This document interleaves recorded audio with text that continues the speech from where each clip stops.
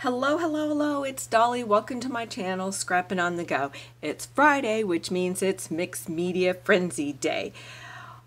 Us ladies, Krista, Kathy, Ronnie Sue, Scrappy Sisters, and Kathy and myself are scrap lifting a layout created by Missy Whidden using Vicki Boutin's collection, The Kaleidoscope.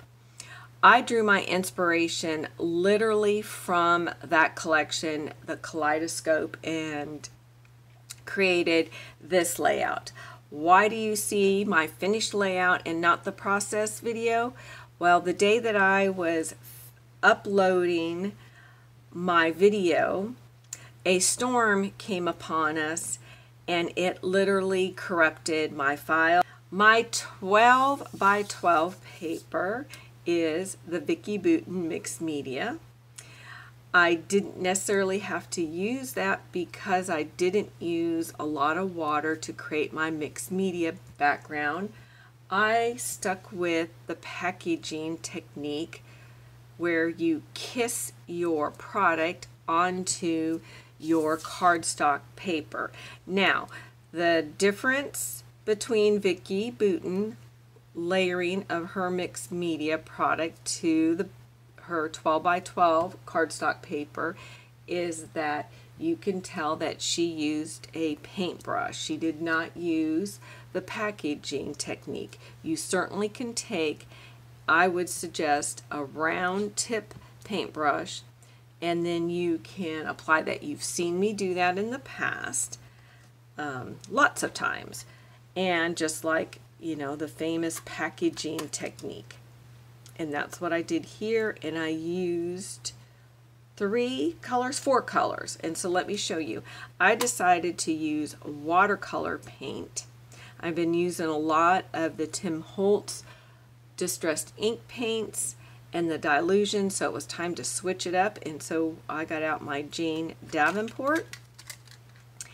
And for this pink that you see, that is called Best Friends.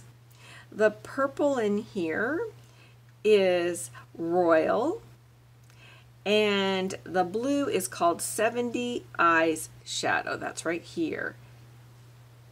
And then I added some Rachel Beth Copper paint right here. You can find her over on Etsy. And that copper paint is right here. And then I added some splatters using the Dylusion Shimmer Spray. Kind of cool about this black I use. You get some black, you get some of that metal metallic look, and sometimes it'll come out silver. All right, at the end you will see a close-up shot where I took of my packaging before I put the paper down, and that was going to be part of the video process. I was showing you the finished result when it dries. Now, in that still shot, close-up shot in the end, you will notice that it does not have the packaging kissing technique down here. It is kind of blank, not as wide as that space, but just a little bit. Well, I got impatient, didn't wait for my black splatters to dry, and so I had this smudge right here. And so I fixed it by using my same purple and pink from the Jane Davenport watercolor paints, and I just took a baby wipe and I just smashed it to try to get some of that technique. Now, if you look close with the packaging technique, you get some more definite lines, some very more brightness when you use like a sponge dauber, or a sponge, or a baby wipe, or paper towels. You'll get this softer. So just to let you know, if you don't like this boldness that's going on in these streaks, this is from the packaging technique. I didn't do anything different, but just take packaging, put my watercolor, smushed it like this, okay? If you want to soften it up after you smush it, take your baby wipe and do that. Now, if you prepped your paper in the back using gesso, you don't have to use the baby wipe to get this. You can use like a paper towel. Thought I would explain that.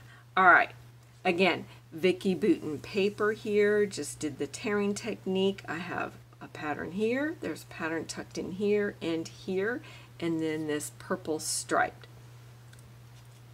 Now, from the Kaleidoscope chipboard piece, I know you're getting a glare.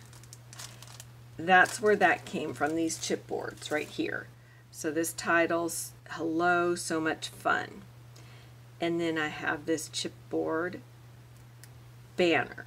Now, in Missy Whidden's layout, she used two pieces. No, she used one chipboard, and then I think the other one is a sticker, though the yellow could be. I can't remember because I already used those two pieces. Actually, all three of those banners in previous layouts. So she created a banner that came here, and one here. I just stuck with the one. Also, the most noticeable difference is I used no numbers. I was just not feeling it. Last month, I created a layout using numbers and alphas, and I just wasn't wanting to repeat that design concept and wasn't really feeling that. So I just skipped the whole number. I stayed focused here with the mixed media and put my photograph there. Because she had those three banners, that's why I added the title here, and I decided to leave out the cheese.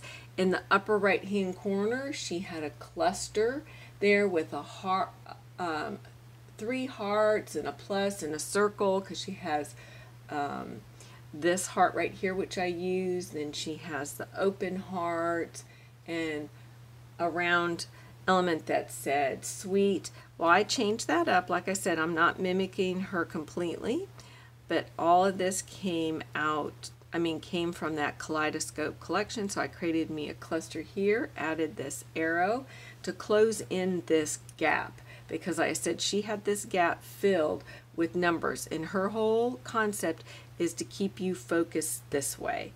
I almost put some embellishment or a corner here. I tried a few little things, and then I said, nope, I'm not going to do that. I'm going to stick with that whole concept where you start your focus and go like this, okay? I added this to fill this gap here, this sticker bird sheet. Oh, let's go back up here, and Missy had a ball of thread more on this side, and I tucked it here. Oh, another thing that Missy did different than I did is she actually ripped her paper, and it kind of layers over her torn. I did not. I kept this as a full 12 by 12, but she had ripped her paper in this, which allowed her to put her thread this direction, so, you know, tucked in this way between this torn section and her white torn section. So I just tucked it in there, let it droop down, and tuck it in there. A lot of times I just let the string hang, but again, I wanted this cluster to stay focused over here like this. You can let this string loose, and when I want my string to stay in a certain direction, I will add a little glue daub. If I want it to just hang naturally, I let it go, and normally this end of this thread would come this way, and it can bring your focus this way, but like I said, I was feeling that I wanted to keep this focus of this cluster all right in here. I have this tucked in torn piece right here. Then I have this chipboard, this purple tucked in here, and some silver hearts tying in the silver with the fun, and one star over here. Again, sticking with the cluster and layering. Over here I layered a pink flower, a yellow flower, and the camera, and added the plus sign right here. You notice on Vicki Boutin, She did the same thing. She had some layers over here in the lower right hand corner, but some overlapped onto the photograph, which I have no issues with. I do that a lot as well. But I decided to tuck under everything, and she added thread over here, and I literally forgot about it, and my photo is pretty down. I mean, I guess I could kind of stick it, but all my layers are tucked in, and it would be tough to, I'd mess it up basically, but it's okay. Another thing I did different too, because I said she had all these numbers to fill in the gap, I put in this, what do you call this? Like, they're like enamel, a vinyl finish. It's not really puffy, but it's enamel. It gives a different texture, some more shiny element here. And I just added this. I love these wonky, swervy arrows that Vicki creates. I just love it. And then I added another sticker title down here. The best thing about memories is making them. And this is a photograph of our friend's daughter at her birthday with her grandmother. Oh, and then I added some layering stickers right here. So there's a sticker here. There's a purple one here. Like, this is a sticker tab. There's another sticker right here. Then behind here, I do have paper layers from Vicki Boutin's Kaleidoscope, and I used the paper pad. Let me see if I've got it. Yeah.